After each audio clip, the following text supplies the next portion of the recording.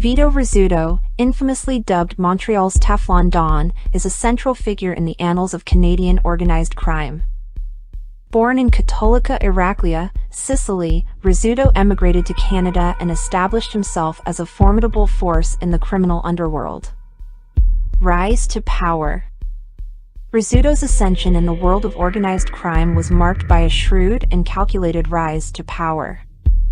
His leadership of the Rizzuto crime family in Montreal, Quebec, solidified his reputation as a figure to be reckoned with in the realm of Italian-Canadian criminal syndicates.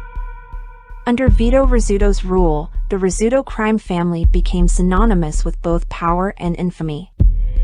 Operating in the shadows, Rizzuto led an enterprise that extended its influence throughout Canada and beyond. Teflon Don.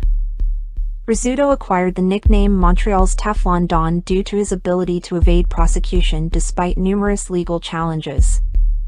Similar to the original Teflon Don, John Gotti, Rizzuto's moniker suggested that accusations and legal charges did not seem to stick to him, creating a perception of invincibility within the law. 3 Capo murder.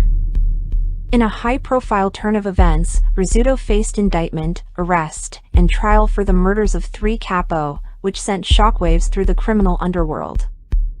Rizzuto's involvement in the killing of 3 rival Capo in New York City, an act allegedly ordered by Joe Massino, speaks to his influence across international boundaries.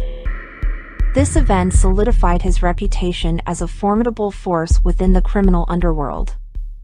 His subsequent incarceration and eventual release only added to the mystique surrounding his persona. Wanted in Italy. Notably, Rizzuto found himself wanted in Italy, further complicating an already complex web of legal and criminal entanglements. Additionally, he became embroiled in a deadly turf war, with his name linked to a series of murders that underscored the violent nature of his world.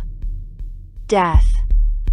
On December 23, 2013, Rizzuto died of complications from pneumonia, which may have been induced by lung cancer, at hospital in Montreal. He was 67. Although his official cause of death was from natural causes, there has been speculation he could have been poisoned, as an autopsy was never performed on his body.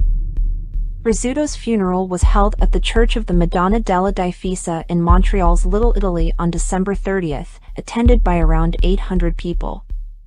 He was buried at Saint François d'Assise Cemetery in St. Leonard, Quebec. Conclusion. Vito Rizzuto left a lasting legacy, one that serves as a testament to the reach and impact of organized crime in Canadian society. His story remains a compelling and cautionary tale, shining a light on the complex intersections of power, crime, and mortality.